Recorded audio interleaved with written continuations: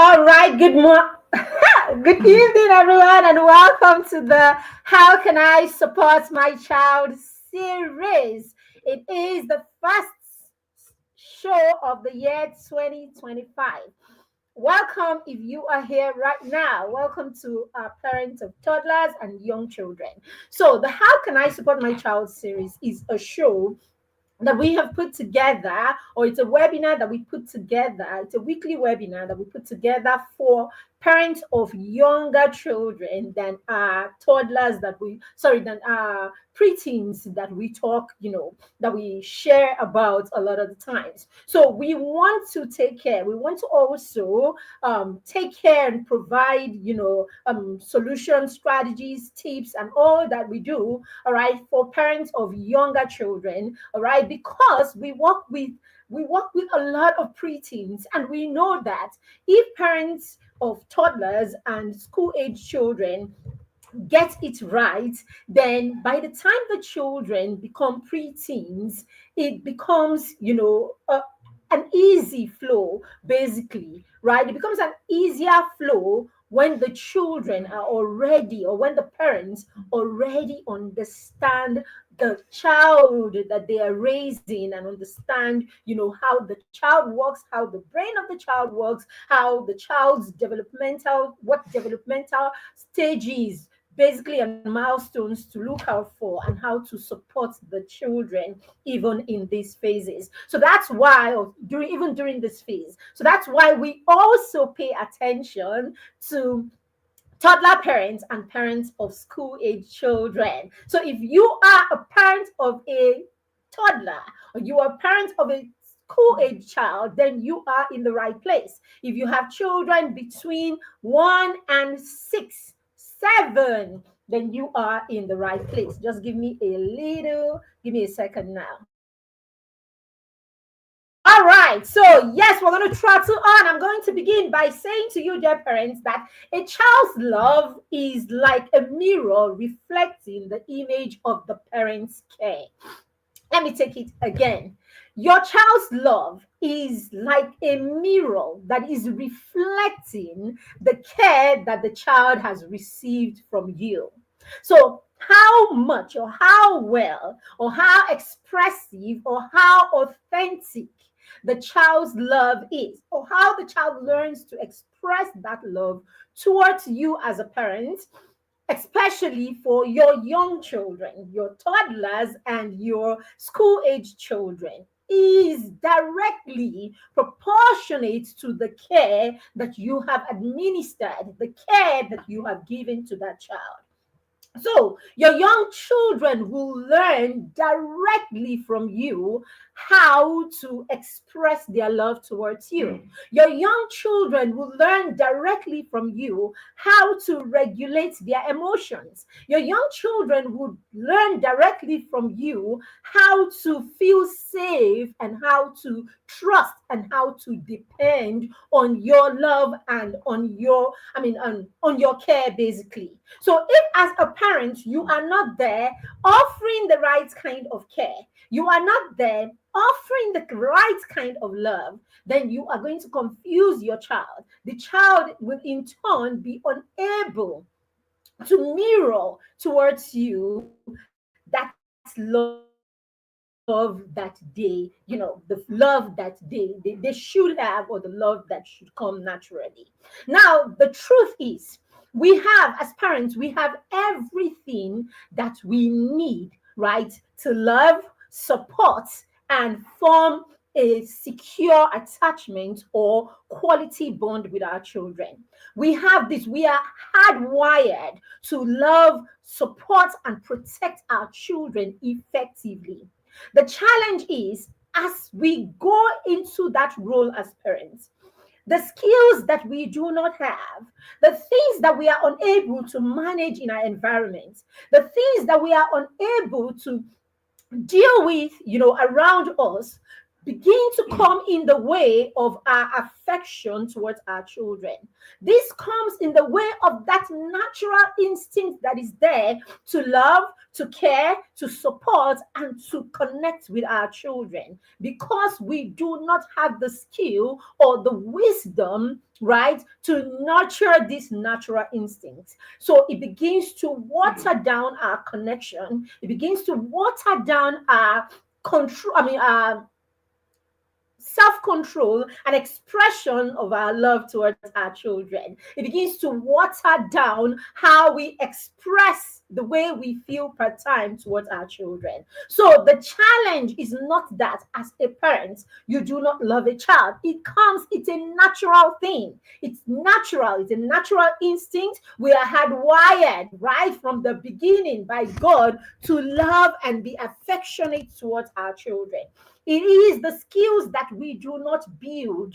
It is the things that we cannot control in our environment or in our lives. Okay, for instance, we cannot control the things that happen to us. So when we do not know how to control our emotions, those emotions will come in the way of our connection with our children. When we do not know how to control the physical challenges that we have, those physical challenges will come in the way of our relationship with our children. When we cannot control the way we handle our relationships with our spouse, perhaps, or the people around us, this begins to come in the way of how we treat our children or how we relate with our children. So you see, the problem is our inability or our refusal to work on ourselves, build the skills that we need to support our children or to be there for our children or to connect with our children effectively. And this is really the issue. So children were given to us or are given to us, right? We are custodians of these children. So what a lot of us know as parents is that we provide their basic needs. We ensure that our children have got food to eat, our toddlers, our young children have got clothes to wear, food to eat. But more than these things is the emotional nourishment that is available in our environment for our children to get from us. We are responsible to also provide emotional nourishment for our children. We are responsible to provide that safe haven in our home for our children, especially for our young children. Remember that our young children are going to perceive the safety of the world through how safe our environment is, through how safe our homes are. Our children are going to perceive or see the world in its kindness, in its hostility, or whatever it is that is present in that world through our eyes and through what it is, the experiences that we create for them in our homes. So yes, more than providing school fees, physical needs and nourishment, physical needs and nutrients and other kind of nourishment, is important that we are also providing emotional nourishment in our home. These are the things, this emotional nourishment, okay, this bond and connection that we form with our young children is what will shape their character. This is what will shape their sense of self-worth and ultimately what will create the future that our children will have.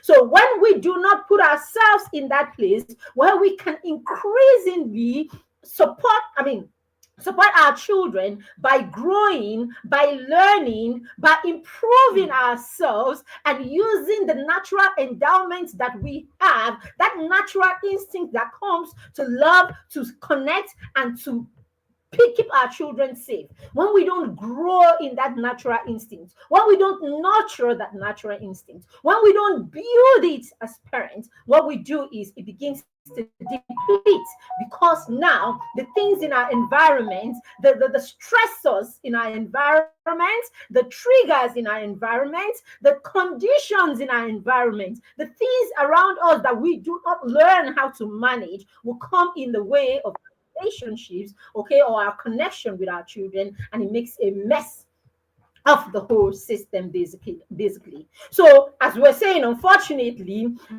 it is easy or it is not easy to be present emotionally and physically if you do not become intentional about this. All right? It's not.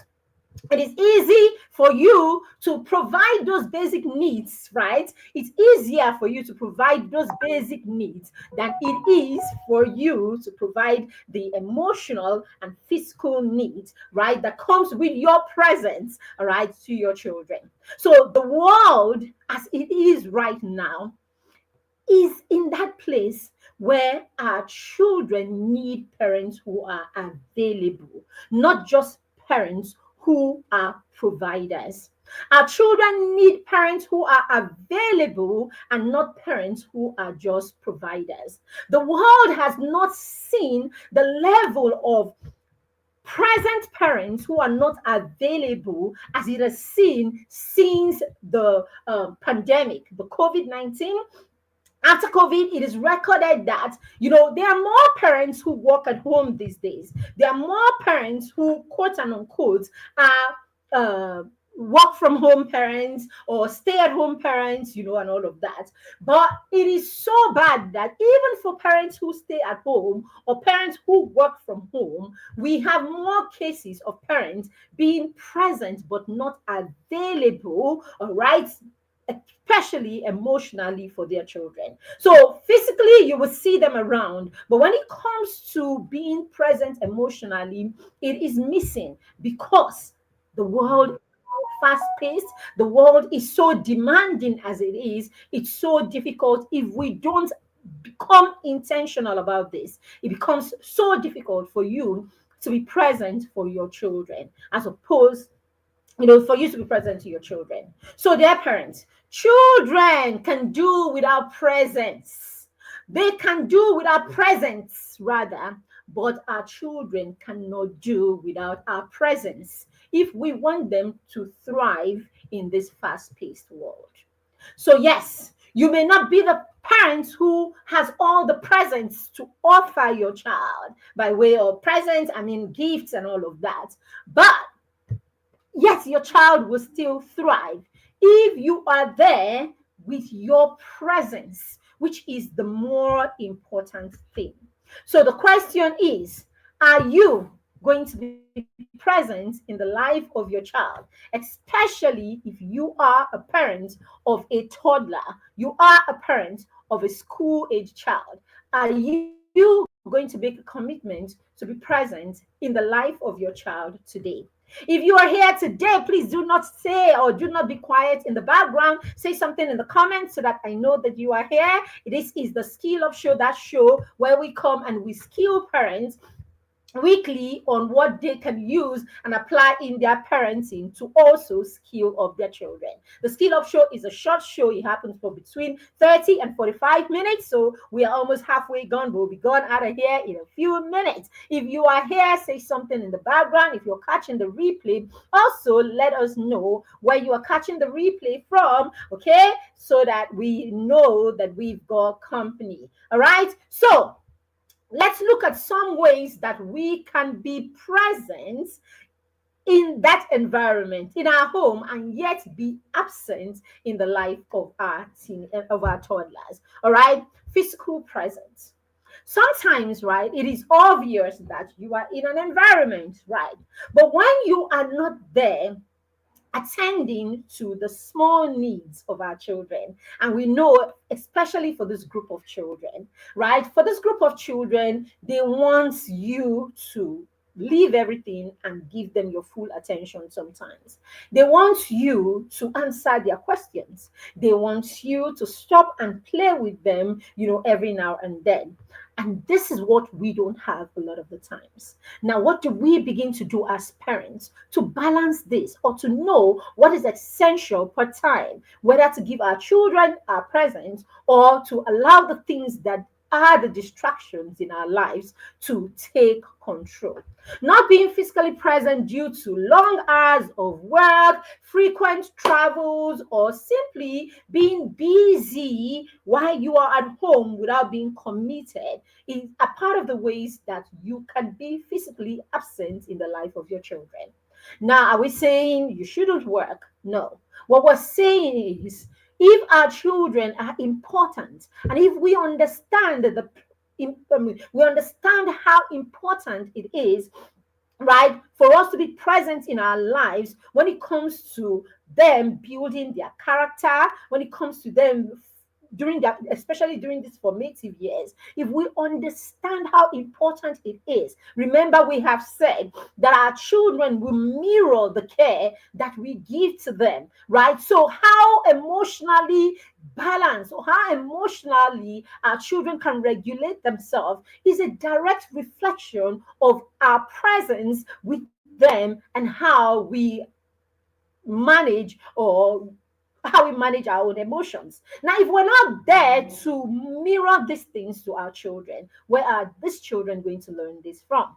Apart from that, our children need us in their lives. So every time they walk into that room and they want to tell you one story from school or one thing that happened and all of that, the thing is, when you are not absent, that vacuum is left in their lives. So they do not have that person that they are running to ask those questions, right? That person that they are connected to the way they are. Our children need us. They want our attention. They need our affection. Remember that this is what forms their emotional stability.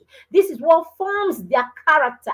This is what forms the person that they become ultimately. All right, this is what forms their future. So when we are not around because of all of these things that I mentioned, it definitely would affect our children. So what do we do to ensure that we have a system that even though we work or we have to be away from time to time, we maximize the time that we have with our children and we are able to make this time as regular as possible. All right, these are the things, or these are the questions you should be asking yourself today as a parent in 2025. You can be emotionally absent in the life of your child even when you are physically present.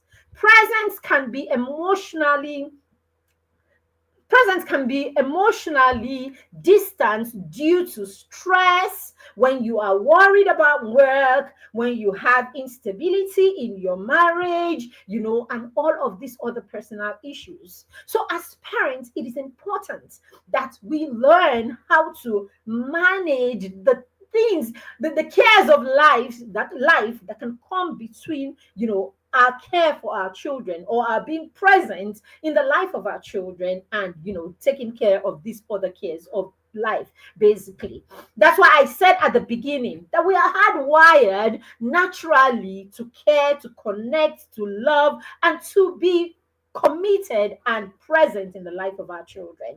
It is the things around us, right? It is the things in our environment. It is the skills that we have not built over the years. It is the things that we do not know how to manage that come in the way. So the more emotionally stable you are as a parent, the more emotionally intelligent you are as a parent, the more you can manage the cares around your life, the more stable your marriage is, the more fulfilled you are in your job or in your work. Basically, the more present you are for your children. So you see, it's not just about, it's holistic, it's total, right? So as a parent, you must make sure that you are taking care of every aspect of your life, because if you don't take care of all of these other aspects of your life, it will still come back and be a burden, or will still come and be a problem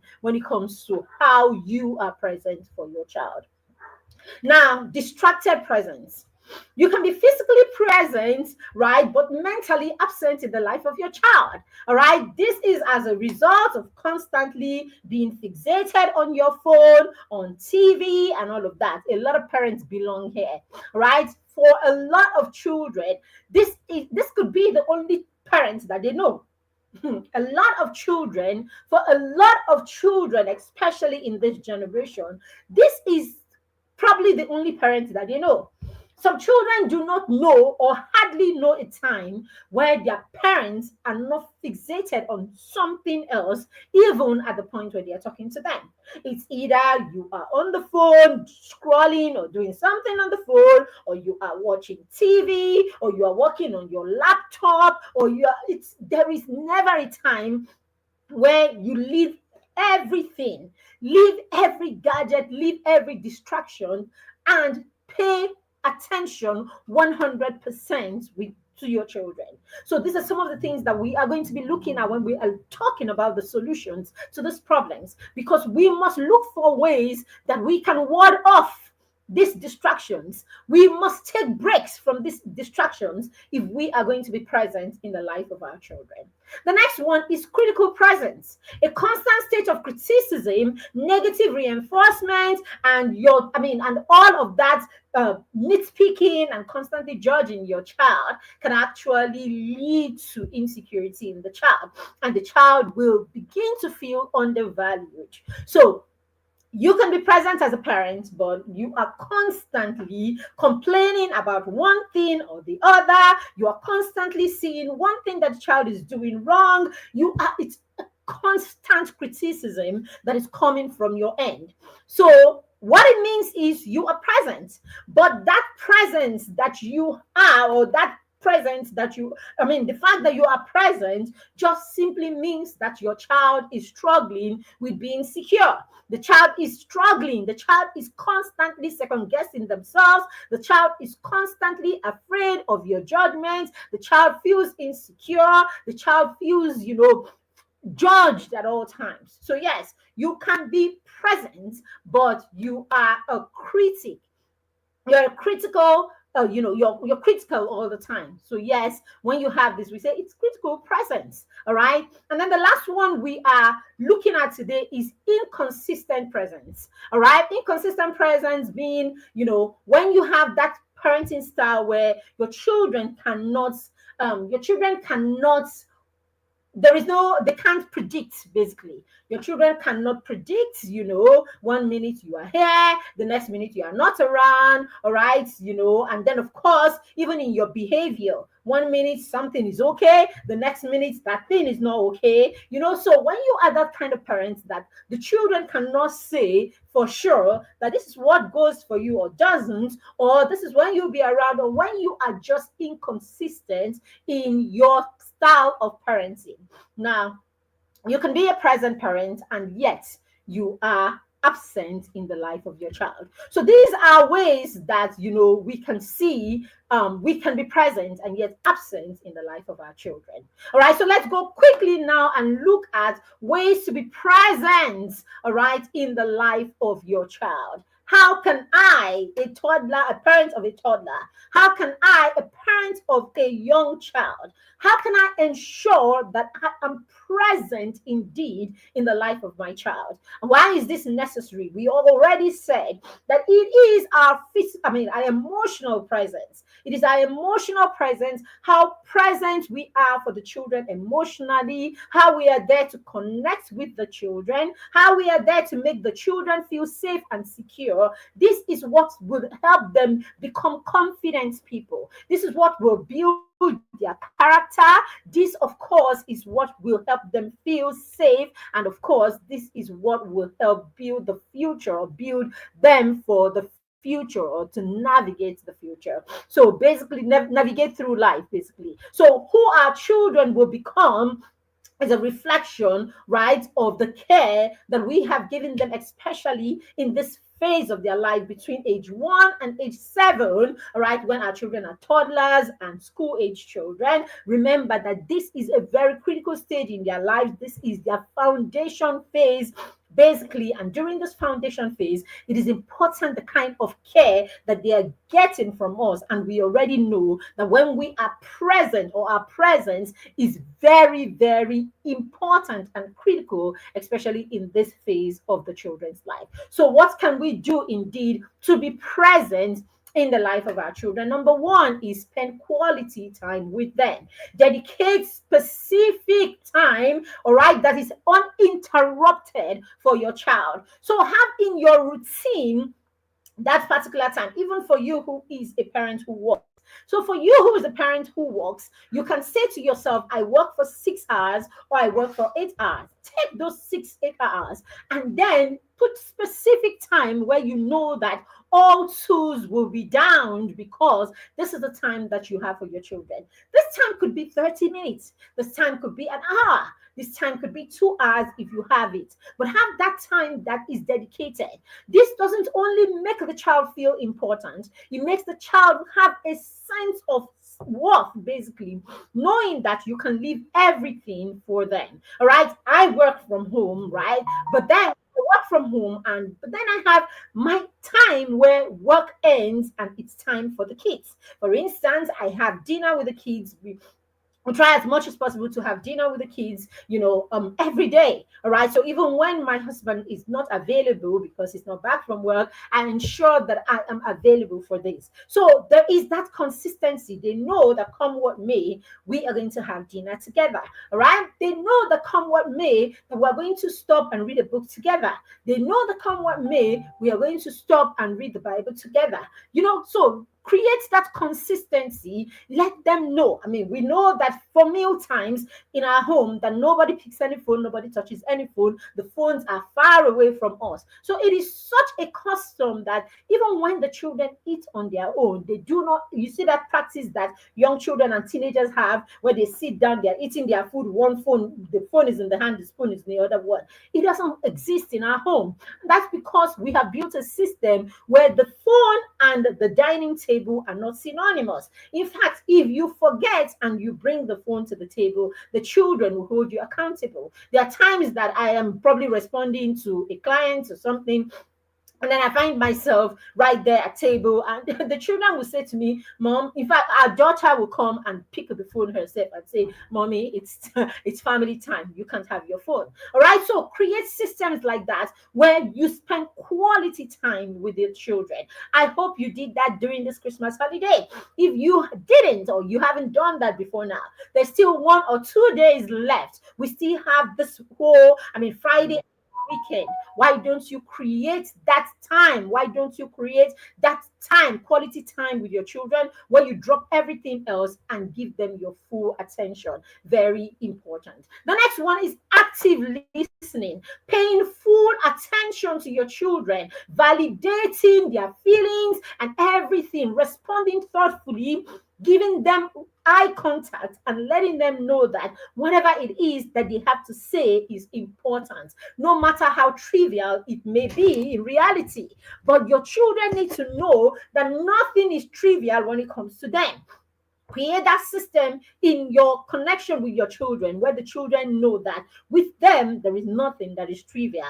I've got time for you. That's what you're saying to them. I've got time for you. Remember, I said at the beginning of this class that the love that you share to your child, the love that your child will show you, and this is even more as they grow older, the honor and the love that your child will show to you is a direct mirroring of the care that you showed towards them, especially during this phase of their life, during the formative phase of their lives. So, yes, if you are there getting angry at every question, getting irritated at every prompt, getting upset at every time they have something to say to you, welcome to the world. A time will come where the tables will switch. They will be the ones who will become irritated. They will be the ones who will get impatient with what you have to say, because when the time, during the seed time, you sowed to them impatience, you sowed anger, you sowed indifference, you sowed nonchalance. In fact, you were too busy for them. So the time will come where you are not so busy anymore, and they are the ones that are busy, and you will be looking for their attention. Remember, the care you give today is what your children will reflect to you as love and honor years from now. So let's be guided, dear parents. All right. The other one is physical touch. How often do you hug your toddler?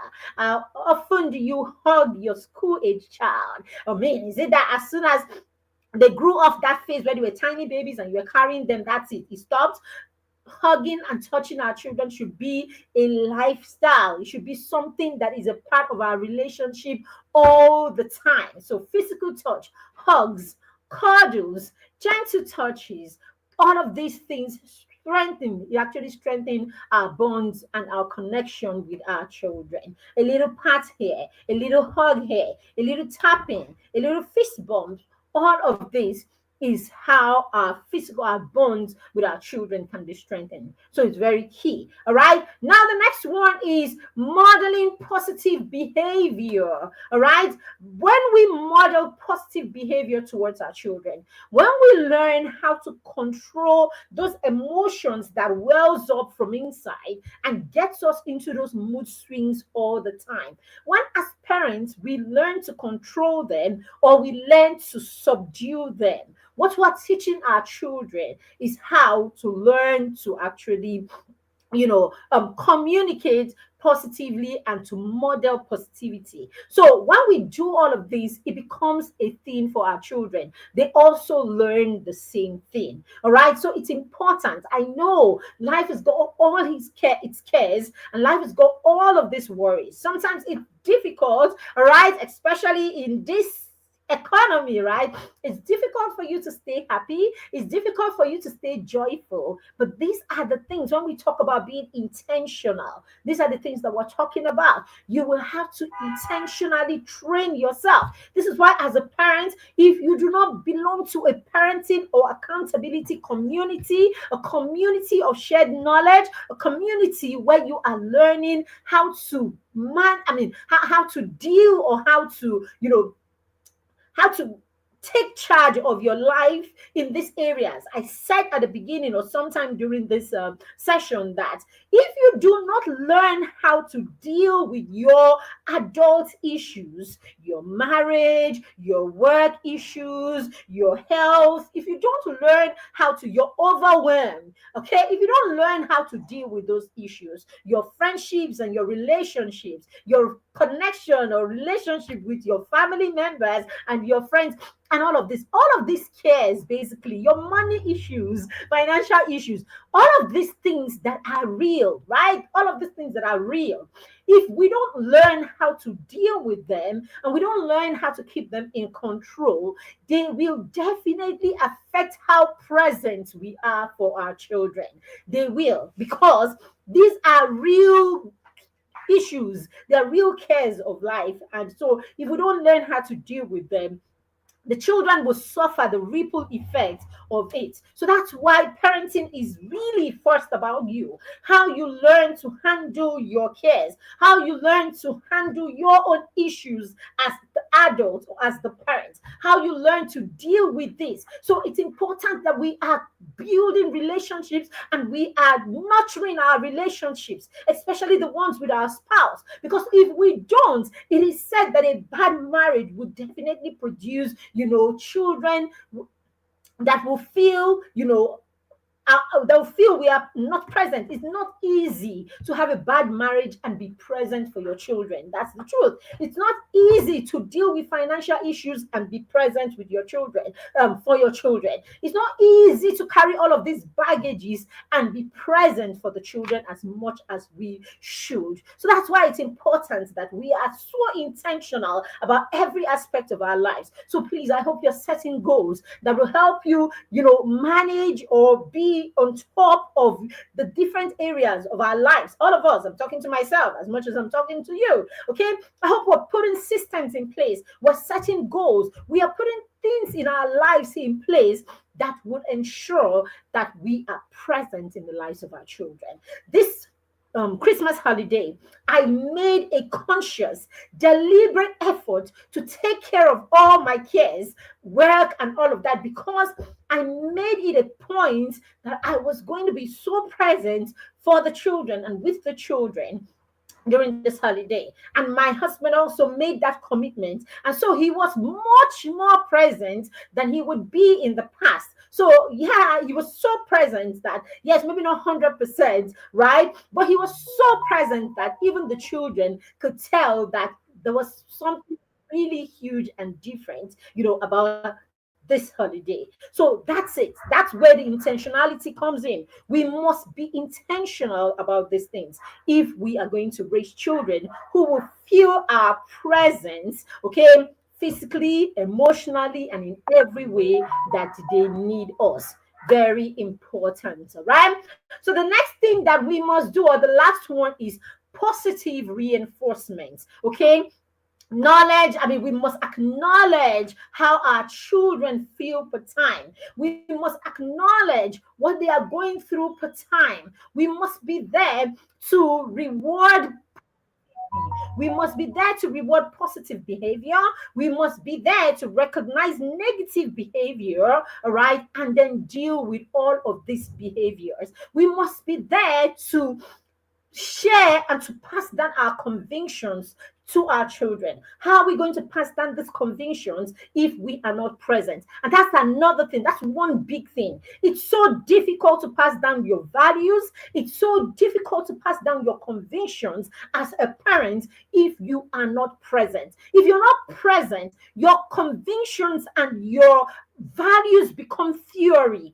They are not authentic because it's difficult for it to be lived. Our children will not just read our values off the wall. A lot of us are intentional. If you belong to, a community, right? If you belong to a community like I do, the inner circle of TIP inner circle, then you would have your vision board, you will have your family values on your wall. You will have all of that, your family policies and dynasty and all of that, whatever you call it. But the truth about it is, it's not just about having this. I understand we would write the vision so that we can run with the vision. But more than that, how those values are lived. Our children will live, they will internalize, they will know, and they will practicalize those values when we are present. They will see those values lived in us first before they can live those values. So if you're just going to have them fixed on the wall and you are busy at work, you're just going to have them fixed on the wall and you are busy chasing the good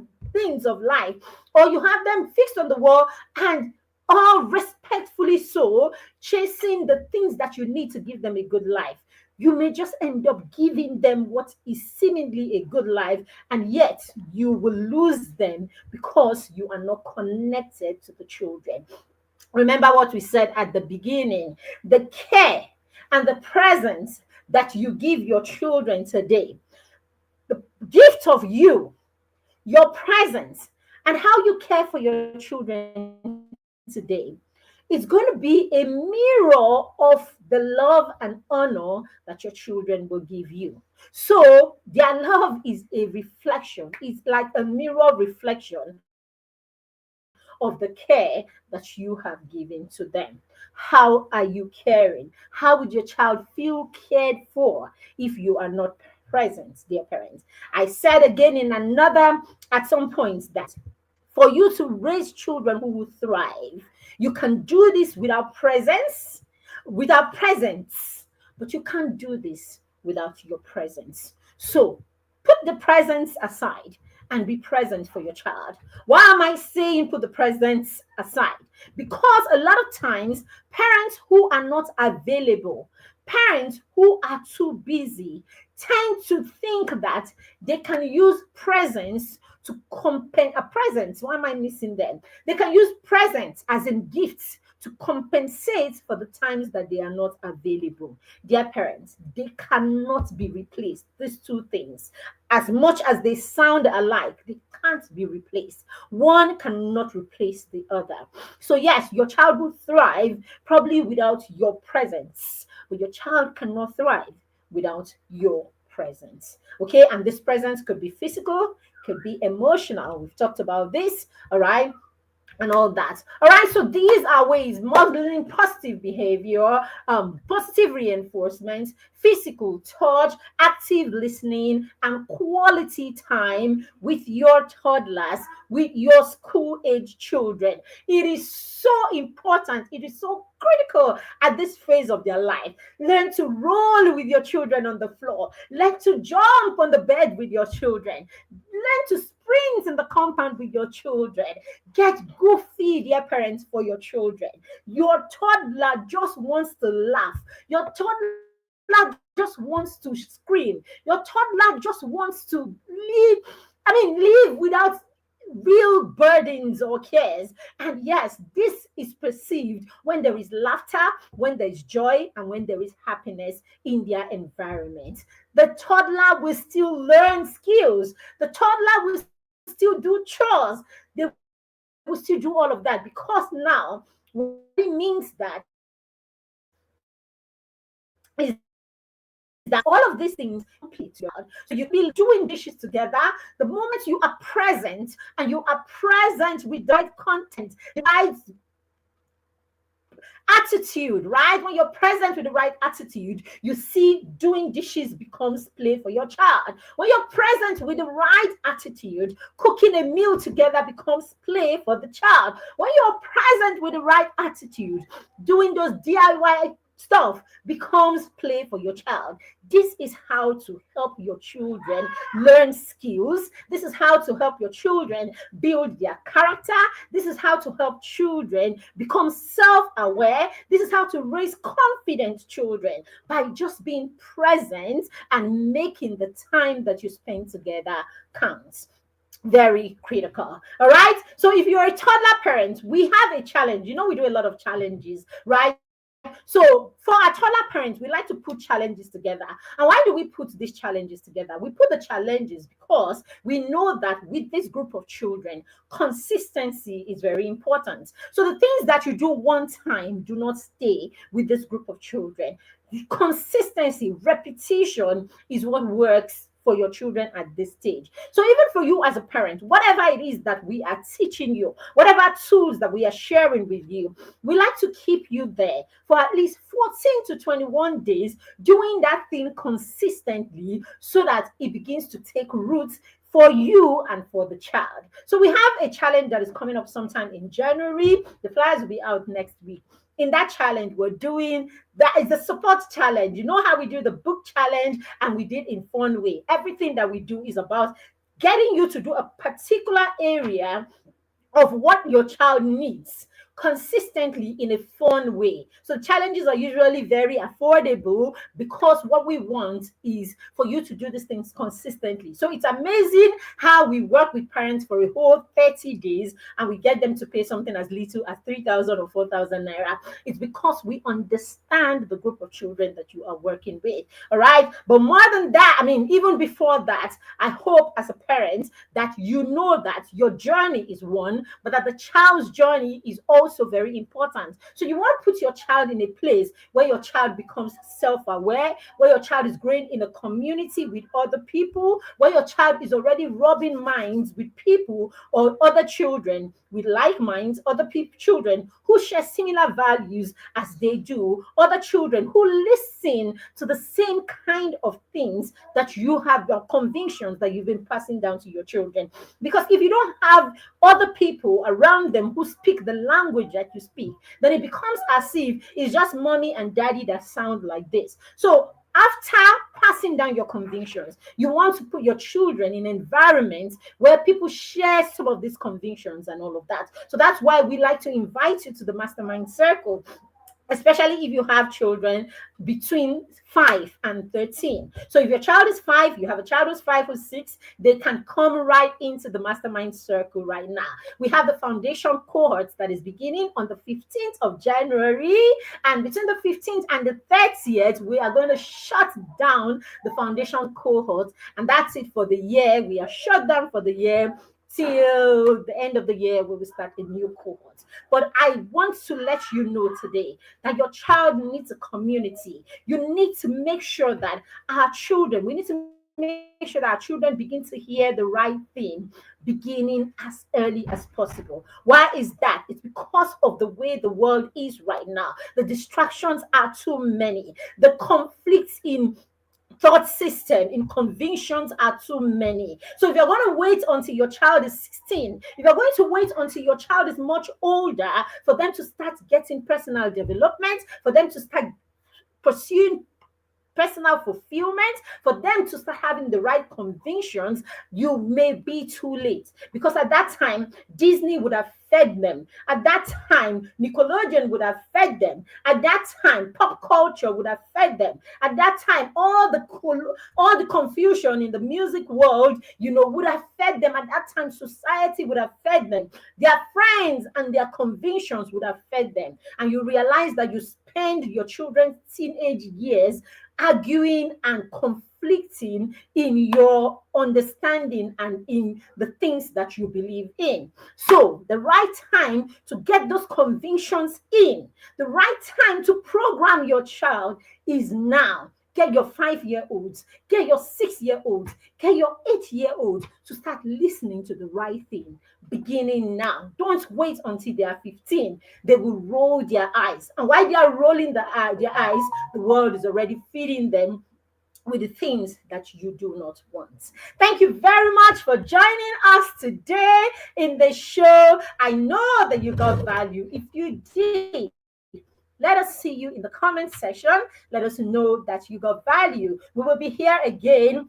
at 7 o'clock on Thursday next week, when we'll bring a fresh from the oven insight on parenting, especially for toddler parents or parents of toddlers and young children. So if you'd like your child to be a part of the mastermind circle, we have the information scrolling right here on your screen. All you need to do is to screen grab it and then use that information to reach out to us. Is it so use that information to reach out to us. You will also see the information in the comment section at the end of this session, and then you can use that to reach out to us. All right, we still have about 13 days before the cohort begins,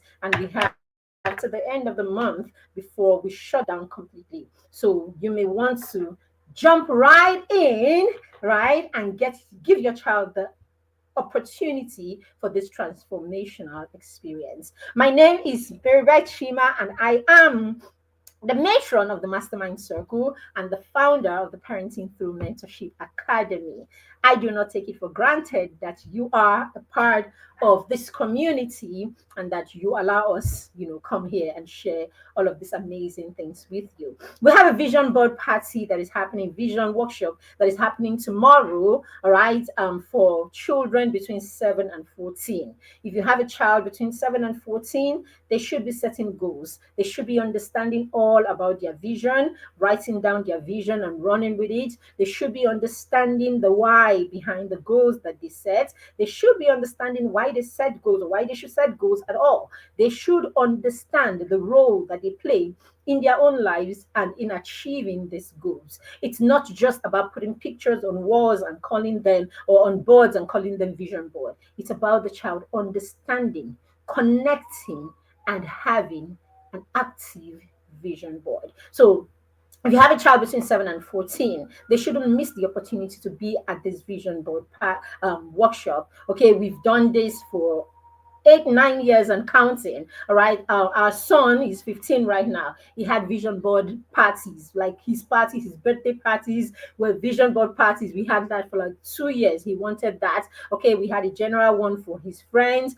and then we started having public vision board parties, right, where other children come in. So yes, when it comes to having children understand their whys, having children understand the role they play in their lives, I am your girl. All right, so get your child to be a part of that vision workshop, and you'll be glad that they participated, because now they can align with you and begin to understand, even your family vision, your family goals, and of course, your family values. So yes, get your children to be on a journey too. Don't just be on the journey or on the intentional parents and then you're just putting out instructions and instructions. Get your children to be in that place where they are excited to also become, okay, because they have to be on a journey towards becoming too. Thank you again, and have a pleasant rest of the day and a lovely weekend as we step into the weekend. Bye for now. Bye.